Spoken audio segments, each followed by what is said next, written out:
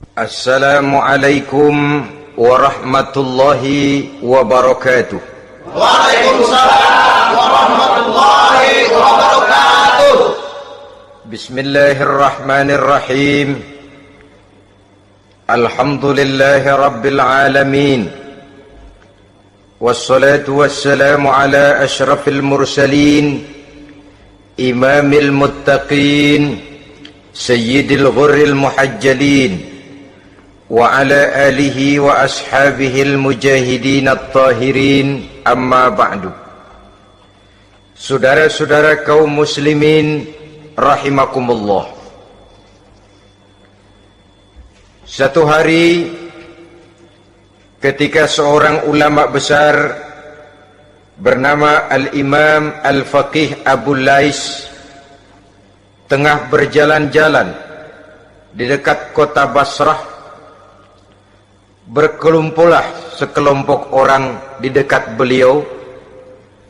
Mereka datang mengajukan satu pertanyaan.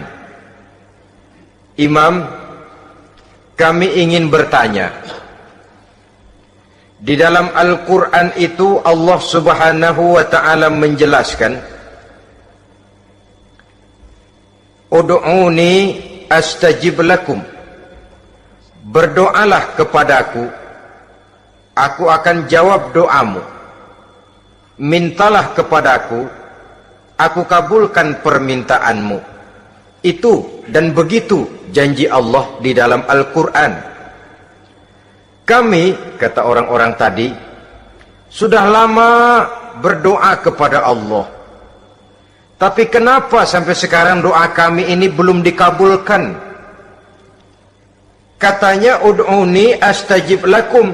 Kalau kamu berdoa, aku jawab, aku penuhi, aku kabulkan doamu. Itu janji Allah. Kami sudah lama berdoa pagi, sore, siang, malam. Nyatanya sampai sekarang doa kami belum dikabul-kabulkan. Ini bagaimana? Apa ayat Quran salah? Apa Tuhan lagi lempengan gak denger? Apa doa kami yang terbalik? Kelihatannya sepele saja ini. Doa tidak didengar oleh Allah. Permohonan tidak dijawab, tidak dikabulkan oleh Allah. Tapi sebenarnya kalau kita mau merenung, kemalangan apa yang paling besar dalam kehidupan ini, selain daripada kalau permohonan dan doa kita sudah tidak dihiraukan oleh Allah. Artinya hidup sudah tidak diopeni oleh Allah. Jangankan Allah, saudara-saudara, kita nggak diopeni sama mertua saja bingung. Ini mertua diem aja, kalau saya salah apa salahnya, kalau ada yang dikepengenin apa kepengenannya, boyak ngomong kenapa diem begitu.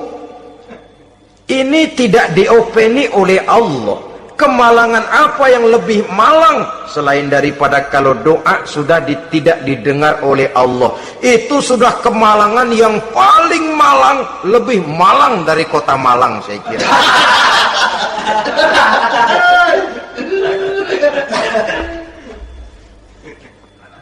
Menghadapi pertanyaan ini, Imam Al-Faqih Abu Lais senyum. Lalu beliau berkata, tuan-tuan, tahu kenapa doa tuan-tuan tidak dijawab, permohonan tidak dikabulkan? Allah sudah tidak memperdulikan tuan-tuan ini. Kami tidak tahu, Imam, maka kami bertanya. Begini, hati tuan-tuan itu mati. Dari hati yang mati, channel tidak nyambung kepada Allah. Dari channel yang putus tidak ada getaran strom, bagaimana akan timbul gejala?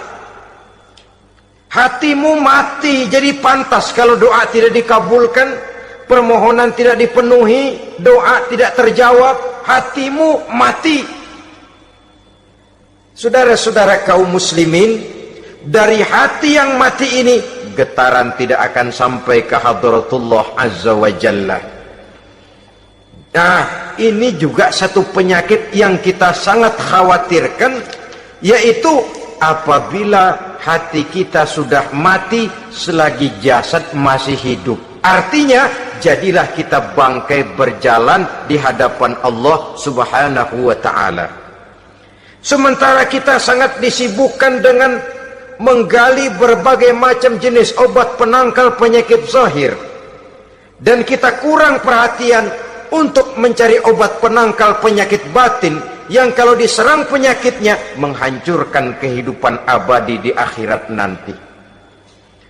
Perkembangan ilmu kedokteran nyata benar diikuti dengan perkembangan jenis-jenis penyakit. Makin maju ilmu kedokteran, makin modern penyakit. Ngerti juga rupanya itu penyakit. Dulu kita tidak kenal yang namanya AIDS, kita tidak tahu yang namanya liver, kita tidak kenal yang namanya stres. Paling yang banyak cika, masuk angin, dan sebagainya. Tapi baiklah, penyakit-penyakit batin yang menyebabkan hati menjadi mati, dan dari hati yang mati, doa tidak naik, tidak didengarkan oleh Allah Subhanahu wa ta'ala. Nah, kata orang-orang tadi, yang menyebabkan hati kami mati ini apa, Imam? Beliau menjawab, pertama, araftumullaha wa lam tu'tuhu haqqahu. Yang menyebabkan hatimu jadi mati, pertama, kamu kenal benar kepada Allah, tapi haknya untuk disembah, kewajibanmu untuk menyembah, tidak pernah kamu laksanakan. Bagaimana Allah tidak akan jauh dari kita kalau kita tidak akan mengadakan pendekatan kepadanya?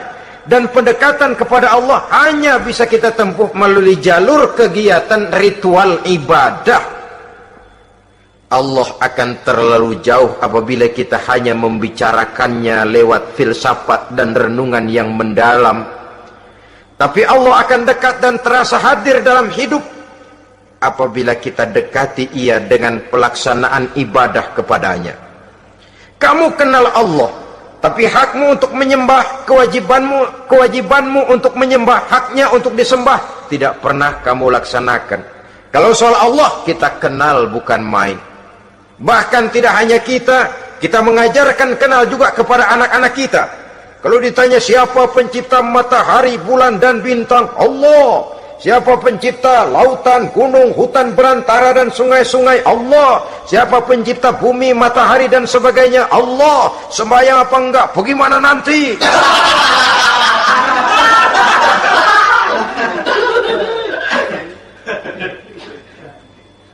Tanpa pendekatan, Allah akan jauh. Apabila Allah jauh, maka doa tidak akan didengarkan olehnya. Oleh sebab itu, logika mengajarkan kepada kita, berpayahlah dulu, wa mal ladzatu illa ba'da ta'ab, inna ma'al usri yusra. Di balik kesulitan menunggu kemudahan. Nikmat baru akan terasa, kelezatan hidup baru akan terasa setelah kita jerih payah banting tulang peras keringat. Rasanya memang lebih nikmat sepotong singkong hasil cucuran keringat sendiri ketimbang roti dijejelin orang. Ini berarti kita ingin mohon pertolongan kepada Allah, sementara dengan Allah sendiri kita jauh. Sama saja dalam kehidupan kita analoginya, saudara-saudara. Orang tidak kenal kepada saudara, tahu-tahu jauh dari saudara, tahu-tahu datang mau minjem duit. Apa kesan saudara? Enak aja, kenal enggak, deket enggak, datang-datang mau minjem duit. Emang duit percetakan bapak lu?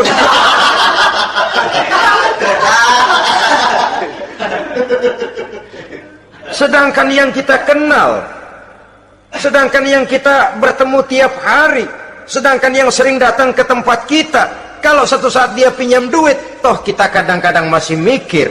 Apalagi datang nggak pernah, berkunjung nggak pernah, ngobrol nggak pernah, apalagi kenal juga nggak pernah, datang-datang mau minta. Macam apa? Datang nemuin Tuhan setahun 2 kali, Idul Fitri doang sama Idul Adha. Doa cerewet banget. Apa itu? Apa aja diminta. Saudara hadirin, bagaimana doa akan kabul, permohonan akan dijawab? Jikalau kita jauh dari Allah, kita kenal Allah, haknya untuk disembah, kewajibannya untuk menyembah, tidak pernah kita laksanakan. Itu yang menyebabkan hati kita lalu menjadi mati. Padahal mengenal Allah, setelah mengenalnya, mengadakan pendekatan kepadanya melalui ritual ibadah yang dicontohkan oleh Rasulullah Shallallahu Alaihi Wasallam. Ini hal pertama yang menyebabkan hati jadi mati. Kamu terlalu kenal Allah tapi tidak pernah menyembah kepadanya. Sama aja orang kerja kagak, habis bulan mau minta gaji. Karena kita jitak kepalanya. Macam apa? Kerja enggak, tahu-tahu datang mau minta gaji. Kerja dulu yang baik, habis bulan baru enggak diminta pun memang sudah ada jatahnya. Ibadah dulu kita kepada Allah. Soal Allah memberikan karunia kepada kita, itu hak Allah. Apabila kita dekat dengannya, ibadah yang kita laksanakan benar, karunia itu akan datang kepada kita. Saudara-saudara, yang kedua yang menyebabkan hati jadi mati, qara'tumul Qur'an walam ta'malu bih. Kamu baca Al-Qur'an tapi ajarannya tidak pernah kamu amalkan. Kamu baca Quran tapi isinya kamu injak-injak. Sehingga ada peringatan dari Rasul sallallahu alaihi wasallam. Beliau bersabda, "Iza azzamat ummatid dunya wa fi riwayatin dinaron wa dirhaman nuzi'at minha haibatul Islam. Wa iza turikatil amru bil ma'rufi wan nahyu 'anil munkari hurimat 'alaihim barakatul wahyi. Wa iza tasabat ummati saqatat min ainillah." Tiga peringatan keras tapi yang merupakan gejala penyakit kita umat Islam diperingatkan oleh Nabi kita. Pertama, iza azzamat ummatid dunya, apabila umatku telah terlalu mengagung-agungkan dunia, apabila umatku telah jatuh menjadi umat yang materialistis, segalanya diukur dari sudut keduniaan saja, nuzi'at minha haibatul Islam, maka akan dicabutlah dari mereka kehebatan agama Islam. Hilang kehebatan Islam apabila kita jatuh menjadi umat pengagung dunia, penyembah materi. Nilai kita, keberadaan kita tidak dihargai orang lain. Orang memandang kita remeh saja. Orang Islam gak ada apa-apanya, bayar aja. Bisa dibeli, bisa diatur, bisa dikerjain, garap saja. Nuzi'at minha haibatul Islam, hilang dari mereka kehebatan Islam ini. Kenapa? Mereka telah mengagungkan dunia dan menjadikannya sebagai tujuan. Padahal dunia cuma alat, materi cuma alat, harta cuma alat. Yang kedua, wa iza turikatil amru bil ma'rufi wan nahyu 'anil munkari hurimat 'alaihim barakatul wahyi. Apabila telah ditinggalkan amar ma'ruf dan nahi munkar, maka hilanglah keberkahan wahyu. Ini yang ada hubungannya dengan masalah kita. Kita baca Quran, kita tidak amalkan isinya. Bagaimana hati tidak jadi mati? Amar ma'ruf dan nahi munkar ditinggalkan orang, hilang keberkahan wahyu. Pada saat itu boleh jadi Quran ada, tapi cuma tinggal tulisan saja. Islam ada, cuma tinggal sekedar nama saja. Diseminarkan, disimposiumkan, dimuktamarkan, tapi tidak dijabarkan dalam kehidupan sehari-hari. Apabila amar ma'ruf dan nahi munkar telah ditinggalkan orang, hilang keberkahan Quran. Akibatnya apa? Apabila amar ma'ruf tidak lagi digalakkan orang, nahi munkar tidak dilaksanakan orang, lalu orang menilai sesuatu menurut seleranya sendiri. Mana yang ma'ruf, mana yang munkar, tidak ada lagi patokan utama. Kalau baik kata otaknya, dia kerjakan. Tidak baik menurut otaknya, dia tinggalkan. Agamanya adalah otak, berhalanya adalah akal. Akhirnya umat kehilangan pedoman, tidak lagi jelas mana batas yang ma'ruf, mana batas yang munkar. Dalam kondisi sedemikian, akhirnya akan terjadi penjungkiran nilai. Paling celaka nantinya, yang ma'ruf malah dianggap munkar, yang munkar malah menjadi ma'ruf. Peringatan ketiga dari Nabi, wa iza tasabat ummati saqatat min ainillah. Apabila umatku sudah saling berbantahan, apabila umatku sudah saling caci memaki, saqatat min ainillah, jatuhlah mereka dalam pandangan Allah Subhanahu wa ta'ala. Hilang wibawa umat yang sudah saling mencaci maki, saling menjatuhkan, saling gasak, gesek, gosok. Justru agama menganjurkan kita ini saling asah, asih, asuh. Kadang yang kita praktekkan, kita ini saling gasak. Yang kedua, saling gesek. Yang ketiga, saling gosok. Gasak, gesek, gosok. Kacau kita ini. Saling gasak, menjegal kawan seiring, menggunting dalam lipatan. Saling gosok, fitnah sana, fitnah sini. Saling gesek, sikut kiri, sikut kanan. Tidak peduli orang lain luka dan sebagainya. Yang penting dia bisa nangkring. Jatuh kita dalam pandangan Allah apabila umat sudah saling mencaci maki. Maka kita kembali kepada persoalan, hal kedua yang menyebabkan hati jadi mati, qara'tumul Qur'an walam ta'malu bih. Kita baca Al-Quran tapi ajarannya nyaris tidak kita amalkan di dalam kehidupan kita. Akibatnya hati lalu jadi mati. Itu yang kedua. Yang ketiga yang menyebabkan hati jadi mati dan doa tidak terjawab, idda'aitum annakum min ummati Muhammadin sallallahu alaihi wasallam wa lam ta'malu bi sunnatihi. Kamu mengaku, kamu memproklamirkan diri sebagai umatnya Nabi Muhammad, tapi sunnahnya tidak pernah kamu amalkan. Malahan perkembangan paling akhir, bukan saja tidak mau mengamalkan sunnah, malah mengingkari sunnah. Inna lillahi wa inna ilaihi raji'un. Oh, Nabi Muhammad itu manusia biasa seperti kita. Sebagai manusia dia bisa salah.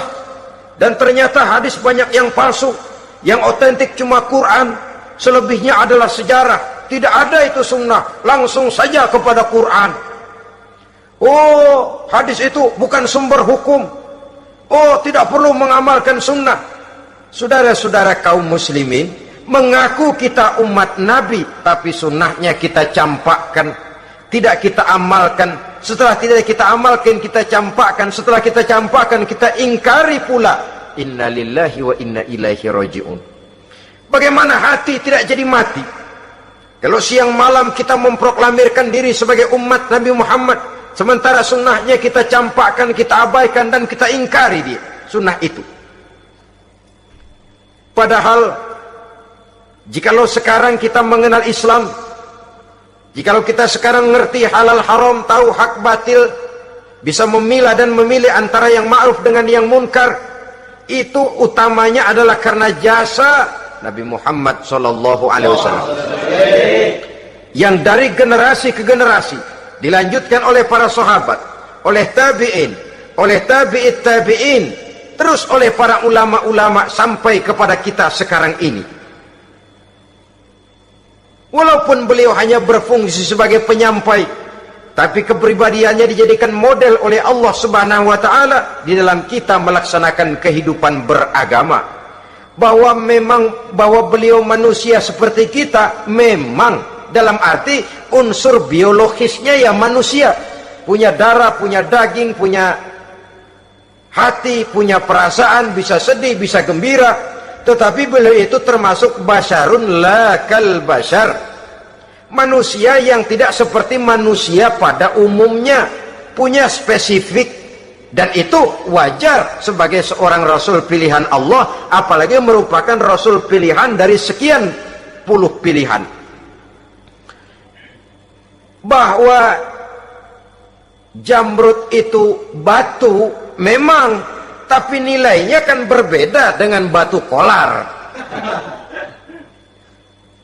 Satu truk batu kolar dengan barangkali segenggam batu jamrut, nilainya tentu jauh lebih mahal batu jamrut.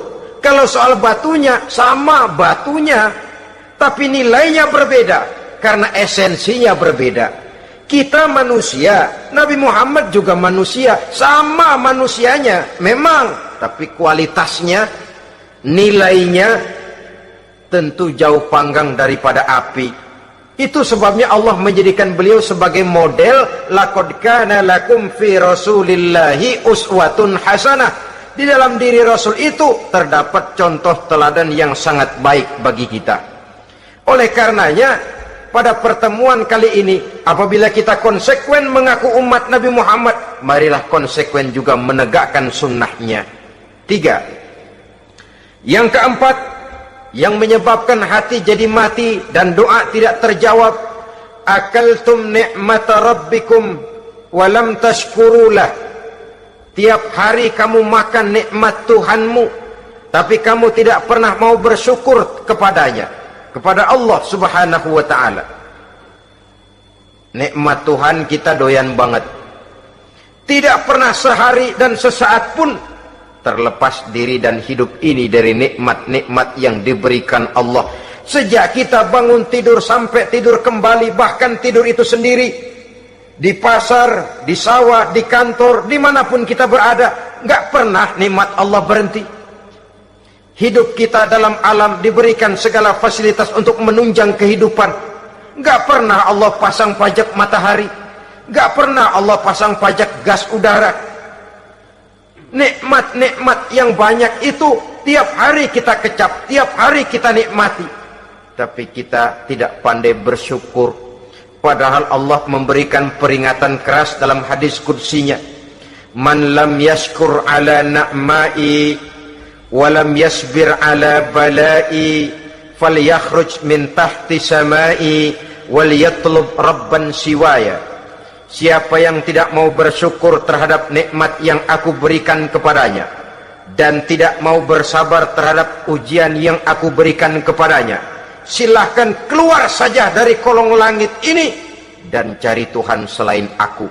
Diusir oleh Allah. Kalau orang tidak mau bersyukur terhadap nikmat yang aku berikan dan tidak mau bersabar terhadap ujian yang aku timpakan, keluar dari kolong langitku, keluar, cari Tuhan selain aku. Diusir. Lah yang ngusir Allah. Anak sekarang bilang mau ke Menong.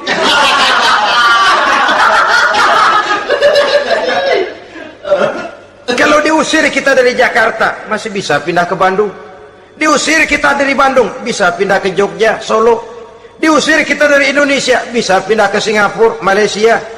Diusir dari kolong langit, mau cari langit mana lagi? Kalau kau tidak mau mensyukuri nikmatku, tidak sabar terhadap ujian yang aku berikan kepadamu, keluar saja, keluar dari kolong langitku ini, cari Tuhan selain aku. Kalau istilah kita mah Tuhan, jengkel banget udah itu. Nikmatku, yang nikmat yang aku berikan kau makan, tapi kepadaku engkau tidak pernah mau bersyukur. Saudara-saudara kaum muslimin rahimakumullah, wajar. Kita dulunya tidak ada, sekarang ada, nikmat. Susunan biologis manusiawi kita demikian cantik, nikmat. Tinggal di bumi, fasilitas yang kita perlukan disediakan, tinggal kita, kemampuan kita mengelolanya, nikmat. Diberikan kita otak yang membedakan kita dengan binatang, nikmat. Diberikan kita agama, diutus para rasul untuk jadi model dalam kehidupan kita, nikmat. Kalau cara kita emang kurang apa sih? Apa yang kurang, hei manusia? Engkau tidak ada, aku adakan. Kalau aku perintahkan kau tinggal di bulan, mungkin kau tidak akan sanggup hidup. Begitu lahir, kelepek-kelepek habis. Ya nggak ada HO2 toh di bulan, mau ngisap apa? Aku tinggalkan kau, aku perintahkan tinggal di permukaan bumi. Alamnya indah, fasilitas serba menunjang, nikmati semuanya, semuanya untuk kamu, semuanya. Satu pintaku, syukuri nikmat yang aku berikan kepadamu. Ya bukan cuma syukur dalam ucapan, syukur dalam perbuatan. Banyak nikmat yang diterima, makin banyak dia sujud, makin banyak dia ruku, makin banyak dia mengadakan pendekatan kepada Allah. Syukur dalam artian berupa tindakan dan perbuatan, mempergunakan nikmat sesuai dengan kehendak yang memberikan nikmat itu sendiri kepada kita. Saudara-saudara kaum muslimin rahimakumullah, ini penyakit yang keempat. Kamu makan nikmat Tuhanmu, tapi kamu tidak pernah pandai bersyukur kepadanya, mensyukuri nikmat yang diberikan tadi. Bagaimana hati tidak jadi mati? Kita sibuk mempersolek jasmani, mencari obat penangkal penyakit zahir. Maka yang ramai di zaman sekarang, saudara lihat, salon, fitness, senam, macam-macam jenis. Tidak ada salahnya dan tidak ada jeleknya. Tapi kalau itu sampai melupakan kita kepada memperindah batin, memperbaiki jiwa, artinya bukankah kita perlahan tapi mempersiapkan diri menjadi bangkai berjalan di hadapan Allah? Dengan operasi plastik, yang pesek jadi mancung, yang sipit jadi belok, kulit keriput jadi kencang, pipi terlalu cekung bisa diatur. Saudara-saudara, tapi kalau hati yang rusak, jiwa yang rusak, kemana lagi kita akan berobat kalau bukan kepada agama? Maka hati itu jadi mati apabila kita selalu memakan nikmat Allah dan tidak pandai mensyukuri nikmat itu. Dari hati yang mati tidak akan ada getarannya. Oleh sebab itu doa tidak terjawab. Selanjutnya yang menyebabkan doa tak terjawab dari sebab matinya hati, qultum annal mauta haqqun wa lam tasta'iddu lahu. Kamu berkata, kamu yakin bahwa mati adalah sesuatu yang benar, tapi kamu tidak pernah punya persiapan untuk mati. Padahal menurut logika, orang yang akan bepergian jauh tentu dia harus mempunyai bekal yang cukup. Semakin jauh jarak perjalanan yang akan ditempuhnya, semakin banyak perbekalan yang harus dibawanya. Dahulu, seketika beberapa jamaah dari Yaman akan melaksanakan ibadah haji dengan nekat. Mereka berprinsip, pokoknya kan berangkat haji jadi tamunya Allah, nanti Allah yang akan ngelayanin. Mereka nekat, modal badan doang berangkat. Diadukan kepada baginda Rasul, lalu turun peringatan dari Allah, wa tazawwadu fa inna khairaz zadi taqwa. Jangan begitu, bawa bekal, sesungguhnya bekal yang paling baik adalah takwa. Bahwa berangkat dengan bekal takwa itu bekal yang paling utama, tapi bekal-bekal yang lain pun jangan diabaikan. Kalau kita akan berangkat untuk tujuan yang baik, bekal yang paling utama memang takwa, tapi tidak berarti harus mengabaikan bekal-bekal yang lain. Begitulah, semakin jauh perjalanan yang akan kita tempuh, semakin banyak bekal yang harus kita hadapi. Kalau saudara mau pergi ke Surabaya, tidak membawa bekal kemudian berani berangkat, rasanya sih saya pikir itu bukan berani, nekat namanya. Sama saja orang belum pernah sembahyang mati, nekat tuh orang, berani amat. Belum berbuat kebaikan barang sedikit pun sudah mati, nekat namanya itu. Sama saja tadi, nggak bawa bekal apa-apa berangkat ke Surabaya. Sampai Surabaya belum tentu, sengsara udah jelas. Belum punya bekal yang baik sudah mati. Sampai ke surga belum tentu, tapi kebelangsak dan sengsara rasa-rasanya pasti itu. Oleh karena itu, kalau kita yakin mati sesuatu yang benar, sesuatu yang pasti datang menimpa, maka hendaklah kita mempersiapkan bekal. Kemudian idda'aitumun najata minan nar wa ramaitum fiha anfusakum. Kamu memproklamirkan diri ingin selamat dari neraka, tapi kamu lemparkan dirimu ke dalam neraka. Bagaimanapun bajingannya bajingan, kalau ditanya, ente mau masuk neraka enggak? Jawabannya pasti enggak. Itu pasti perbuatannya sendiri yang melemparkan dirinya ke dalam neraka, membiarkan dirinya berlarut-larut, bertimbun-timbun dalam dosa dan kesalahan, dan tidak akan ada niatan untuk memperbaiki diri. Hanyut di meja judi, habis ditelan minuman keras, fitnah sana, fitnah sini, hasud sana, hasud sini. Padahal mulutnya ingin selamat dari neraka, perbuatannya malah melemparkan dirinya ke dalam api neraka. Tidak ada orang yang lebih sayang kepada diri kita selain kita sendiri. Dan menyayangi diri itu tidak cuma dengan memandikannya sehari 3 kali, memakaikannya parfum dengan segala macam merek, memakai sabun yang wangi-wangi, minyak yang harum-harum. Lebih daripada itu, jaga dan sayangi diri. Jangan jatuhkan dia ke dalam perbuatan-perbuatan yang bisa menjerumuskan diri itu ke dalam neraka. Kemudian disambung oleh Imam Al-Faqih Abu Lais yang menyebabkan doa tidak terjawab karena hati mati. Idda'aitum dukhulal jannah walam ta'malu laha. Kamu ingin masuk surga, tapi kamu berat mengamalkan perbuatan yang bisa menyampaikan kamu ke surga. Semua kita kalau ditanya, mau masuk surga? Mau. Tapi jarang yang berlomba melakukan perbuatan-perbuatan yang bisa menyampaikan kita ke surga. Kemudian yang terakhir kata Imam Al-Faqih Abu Lais, dafantum mautakum walam ta'tabiru laha.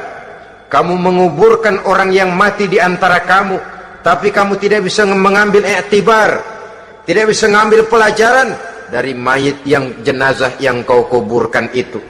Mestinya kan nguburin orang tuh membuat sadar. Iya, kalau sekarang dia saya baringkan di liang lahat menghadap ke arah kiblat, bantalnya tanah, setelah itu ditutup dengan papan, lalu ditimbun dengan tanah. Iya, sekarang giliran dia, giliran saya, entah besok, lusa, bulan depan, tahun depan, tapi pasti mengubur mayat, mengubur jenazah, tapi tidak bisa mengambil iktibar dari yang dilaksanakannya itu. Ini merupakan penyakit-penyakit batin yang merupakan handicap, yang menimbulkan jarak antara kita dengan Allah Subhanahu wa ta'ala. Pantas kalau itu semua ada pada diri kita, hati jadi mati. Dari hati yang mati, doa tidak akan tembus. Kita tidak lagi akan diperdulikan oleh Allah Subhanahu wa ta'ala. Dan itu sekali lagi kemalangan yang terbesar dalam kehidupan kita. Bagaimana jalan keluarnya? Pertama, memperbaiki batin kita, menyelamatkan diri daripada penyakit-penyakit yang bisa mematikan hati seperti yang sudah saya sebutkan tadi. Yang kedua, berdoa dengan adab, sehingga tata cara di dalam kita bermohon kepada Allah Subhanahu wa ta'ala dibicarakan secara khusus oleh Al-Imamul Ghazali dalam kitab Ihya beliau yang disebut adabud doa. Adab di dalam kita melaksanakan doa kepada Allah Subhanahu wa ta'ala. Setelah batin ini bersih dari penyakit-penyakit hati yang bisa menyebabkan hati jadi mati, berdoalah kita kepada Allah. Bagaimana adabnya? Kata Imamul Ghazali rahimahullah, yang pertama, hendaklah ia di dalam berdoa itu memilih waktu yang mulia. Minal awqatis syarifah, kata beliau. Memilih waktu-waktu yang punya nilai mulia. Ramadan dalam 1 tahun, Jumat dalam tiap minggu, sepertiga malam yang akhir pada setiap hari. Waktu-waktu yang punya nilai mulia. Walaupun misalnya saudara berdoa pada hari Kamis, tidak ada halangannya Allah mau kabulkan. Ini tidak berarti bahwa kalau sudah berdoa hari Jumat lalu hari Kamis tidak mau berdoa, tidak. Lebih memilih mengintai waktu-waktu yang punya nilai mulia. Lailatul Qadar sekali dalam setahun. Waktu-waktu yang punya nilai mulia. Logikanya begini, saudara-saudara. Kalau kita datang ke rumah seseorang, tujuan utama kita minjem duit, yang paling pertama kita perhitungkan tanggal berapa nih? Kan itu toh, tanggal berapa? Kalau tanggal 20 atuh minjem duit, orang lagi ngap-ngapan, boro-boro dia bisa minjemin, dia sendiri mungkin lagi pusing. Kita lebih dulu kita amatin tanggal berapa nih yang enak, sore apa siang, jam 2. Jam 2 dia baru pulang dari kantor, tapi giliran tidur. Kalau dia tidur dibangunin, datang mau minjem duit, kagak dimaki-maki, sudah kebagusan deh. Kan kita lihat waktunya, timingnya, kata orang sekarang, tanggal berapa, sore apa malam, apalagi gulem apa terang bulan, itu semua sudah kita atur sedemikian rupa, memilih waktu. Yang kedua, kata Imamul Ghazali, memilih keadaan yang istimewa. Kalau tadi soal waktu, yang kedua soal keadaan. Ada situasi-situasi di mana doa itu diijabah oleh Allah Subhanahu wa taala. Di antaranya kata Imam Abi Hurairah, "Inda zahfi sufuf fi sabilillah." Pada waktu mengatur barisan perang membela agama, di situ doa kabul. Inda nuzulil ghais, ketika turun gerimis, di situ doa makbul. Inda iqamis shalah, ketika salat mau didirikan, riwayat lain bainal azan wal iqamah, antara azan dan qomat, di situ doa makbul. Itu memilih keadaan-keadaan. Kemudian yang ketiga, kata beliau, berdoa menghadap kiblat. Ya, apa kalau doa madhab mudik Tuhan gak tahu? Tahu. Tuhan gak dengar? Dengar, cuma lebih etis. Lebih etis kalau kita berdoa menghadap ke arah kiblat. Saudara-saudara kaum muslimin rahimakumullah. Yang keempat, hifdzus shaut, menyederhanakan suara. Tidak terlalu keras, juga tidak terdengar orang lain, apalagi kalau doa kita diaminkan oleh orang lain. Tidak usah terlalu keras. Kenapa? Karena Allah yang kita meminta kepadanya bukan zat yang tuli, bukan zat yang buta, bukan zat yang tidak dengar, bahkan dia maha dengar. Juga tidak terlalu seperti orang berbisik-bisik, apalagi kalau doanya doa bersama-sama.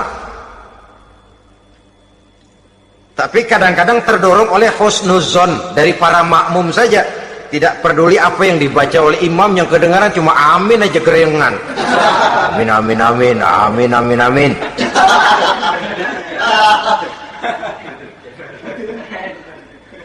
Juga tidak terlalu keras, seperti orang berdoa, seperti orang pidato.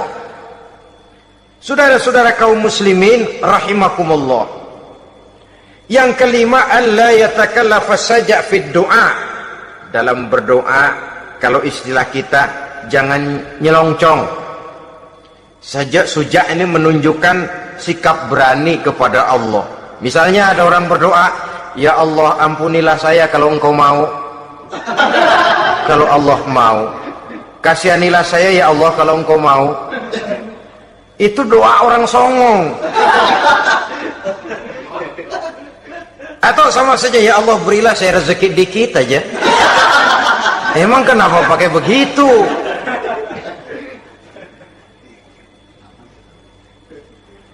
Allah yatakallafa saja fi doa. Yang keenam, kata Imamul Ghazali, at-tadarru' wal khusyu', dengan tadarru' dan khusyuk, dengan sikap tawadu, benar-benar ya seperti kitalah kalau datang memang menghajatkan pertolongan dari seseorang, segala action kita atur supaya hajat kita itu kabul, kan begitu. Kadang-kadang istilah orang kalau perlu ngesor mah ngesor dah, yang penting permintaan dikabulkan, gitu saja. Kita lihat sekarang ini, ramai orang bicara soal film-film Parno. Kelihatannya pendatang-pendatang baru, pokoknya asal bisa main dah, bugil ya bugil dah. Yang penting nyohor, bisa tampil. Walaupun dalihnya semua sama, mula-mula cuma iseng. Adegan panas bagaimana? Kalau tuntutan skenario apa boleh buat? Apa boleh buat? Emang nggak bisa milih. Setelah film beredar baru saya juga jijik ngeliat, ya tadi kemana waktu bikin? Udah jadi baru jijik, bikinnya merem memang itu.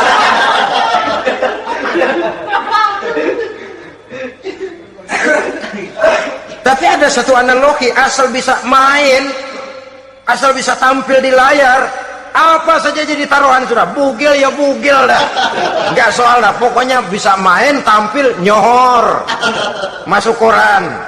Udah seperti kata-kata orang Arab, bul ala zamzam fatu'raf. Kalau pengen terkenal, kencingin sumur Zamzam. Artinya apa? Bikin yang aneh-aneh, yang orang nggak kerjain, ngetop. Yang ngetop lempengan jeleknya. Sumur Zamzam dikencingin, kan nyohor itu. Sedunia orang kenal. Kenapa? Gila. Saudara-saudara kaum muslimin rahimakumullah, sangat kita sayangkan kalau lalu orang berlomba-lomba dengan cuma modal paha mulus, wajah cantik, dia mauin apa saja mau lalu bisa tampil. Akibatnya yang jadi korban adalah anak-anak kita, disuguhi tontonan-tontonan yang meracuni jiwa mereka. Walaupun akibatnya barangkali ya lain, seperti band orkes dengan film memang akibatnya tidak langsung ya. Kalau band orkes akibatnya langsung, dia bisa berantem di tempat lokasi. Film orang nonton tahu dia di tempat itu, bukan di tempat itu dia praktek, pulang jadi pikiran dia, tadi serem ya, ntar kalau ada kesempatan kita praktek. Nah kita ngancemnya itu yang gak enak. Tapi yang saya analogkan dengan persoalan kita, tingkah pola artis apapun dilakukan asal bisa main. Nah itu tuh, asal dapat kesempatan acting. Dalihnya ya tuntutan skenario lah, iseng lah, macam-macam lah. Tapi yang jelas satu target, saya harus dapat kesempatan main. Untuk sampai ke situ, cara apa saja harus saya tempuh. Tidak peduli harus menginjak-injak norma dan budaya bangsa yang luhur. Tidak peduli harus bertentangan dengan kaidah agama. Tidak peduli hasilnya meracuni umat masyarakat, terutama generasi muda. Yang penting kan ngetop. Saudara-saudara, baiklah ya, itu soal lain. Tapi soal kita ialah at-tadarru wal khusyu'. Bermohon kepada Allah dengan tadarru, khusyuk dan tawadu. Seperti kalau kita mau bermohon kepada seseorang, kita malah merendahkan diri. Pak, saya memang orang gak mampu Pak, utang saya udah selebar kampung Pak, anak udah 16 seperempat. Apa saja kita meratap, menghibah, mengeluh, merintih, ujungnya kan yang penting gue minjem duit dapat dah. Apa kayak diomongin, pokoknya pulang bawa duit, itu saja. Itu strategi manusiawi. Kalau ini kita adakan konteks, oh iya, kepada Allah lebih lagi kita tadarru, khusyuk, tawadhu. Doa dengan tawadhu, sebab kita akan bermohon kepada yang serba maha. Menghadap ke arah kiblat, duduk bertafakur dengan khusyuk, tawadhu. Jangan doa sembari tolak pinggang.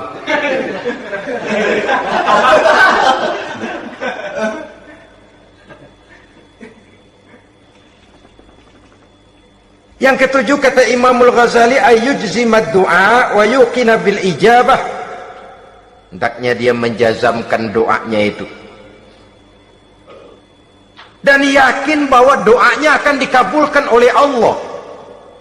Sebab kata Nabi, innallaha la yaqbalu du'aan min qalbin ghafilin lahin. Allah subhanahu wa ta'ala tidak akan menerima doa dari hati yang lalai dan main-main. Doa ke orang ugah-ugahan.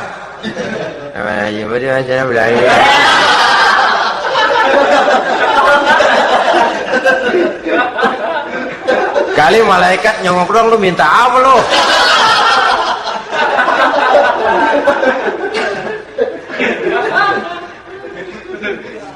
Seperti tadi itu, kita datang mau minjem duit sama orang, ngomongnya ogah-ogahan.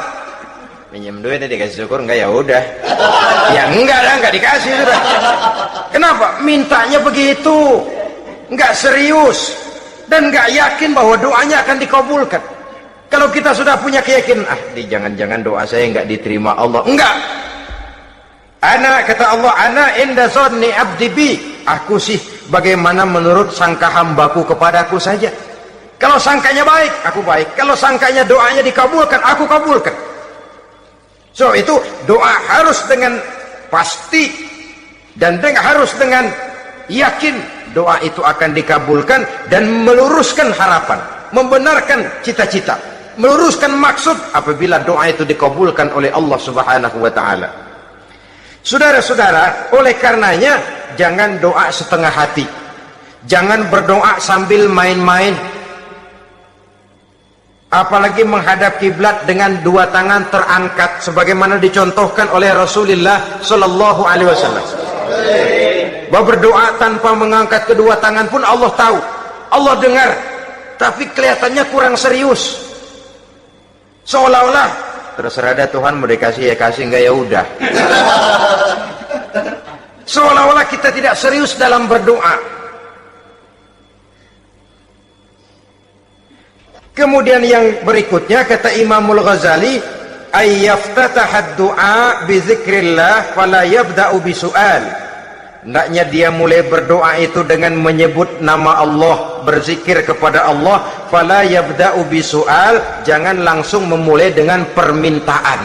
Ini tata krama etisnya. Sama juga orang kirim surat, salam sejahtera kami haturkan, padahal mah nggak ada itu juga nggak apa-apa. Itu kan maksud mukaddimah saja. Besar harapan kami semoga Bapak dan sekeluarga di sini pun berada dalam keadaan sehat walafiat. Selanjutnya kami telah dengar dari berbagai teman tentang kedermawanan Bapak, tentang bantuan Bapak di berbagai bidang yang menyangkut sosial pendidikan. Sehubungan dengan itu maka kami bermaksud mengajukan permohonan. Baru masuk itu mah 15 kalimat kesonoin, urusan lain. Intinya sehubungan dengan itu kami bermaksud memohon kepada Bapak. Kita mulai, salam sejahtera kami haturkan, bersama ini pula kami, macam-macam lah. Sama juga seperti tadi itu, kita datang mau minjem duit, datang karena kita tahu datang habis bulan, malam terang bulan, udaranya sejuk, ngobrol lah kita, dapet teh. Apa kabar Pak? Baik. Aduh Bapak sih untung dah Pak, kayak pemurah lagi. Saya tahu Bapak banyak nyumbang di mana-mana. Di Angon aja tuh orang di Angon.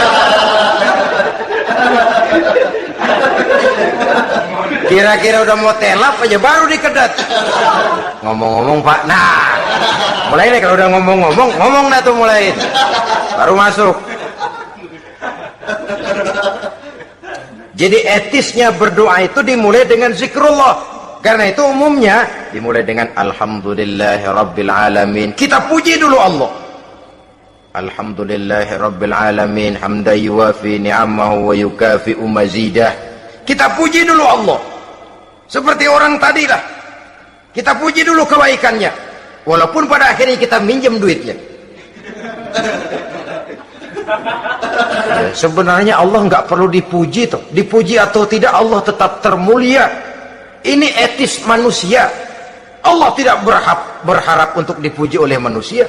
Allah tidak untung seluruh alam memujinya. Manusia mau memuji atau tidak itu urusan manusia sendiri. Allah tidak minta untuk dipuji. Allah juga tidak gila kepada pujian. Kalau kita memulai doa dengan pujian, etis kita kepada Allah Subhanahu wa taala di dalam kita bermohon kepadanya. Saudara-saudara kaum muslimin rahimakumullah. Kemudian menyesuaikan doa dengan kondisi. Ini termasuk syarat batin ya, taubat, waraddul mazalim, kata Imam Ghazali, menolak segala macam kezoliman. Artinya kalau berdoa itu tahu diri. Kalau gaji kita sebulan 700 atau 800, 900 ribu, berdoa minta rezeki 1 juta, itu tahu diri namanya. Kan cuman kurang 100 ribu. Ya, kalau kerja kagak, minta gajian 1 juta. Pengen doa dikabulkan, rasanya secara etis nggak tahu diri orang berdoa seperti itu. Orang datang mau minta duit, mau pinjam duit kepada kita, kan kita lihat kira-kira mampu ngembaliin nggak nih orang. Kita lihat, kita evaluasi kemungkinannya. Lalu si yang minjem tentu tahu diri. Kalau memang kekuatannya ngembaliin tidak seperti kekuatannya mulangin, hendaknya dia timbang rasa. Begitu juga kepada kita etisnya kepada Allah Subhanahu wa ta'ala. Tahu diri, menyesuaikan doa dengan keadaan. Kalau tidak, ada gap terlalu jauh panggang daripada api, nanti nasibnya bagai si pungguk merindukan bulan. Apabila adab-adab di dalam berdoa ini kita perhatikan, sejak dia dari adab yang zahir sampai kepada adab yang batin, kemudian penyakit-penyakit yang membuat hati itu jadi mati, maka insya Allah doa kita dijabah oleh Allah Subhanahu wa ta'ala.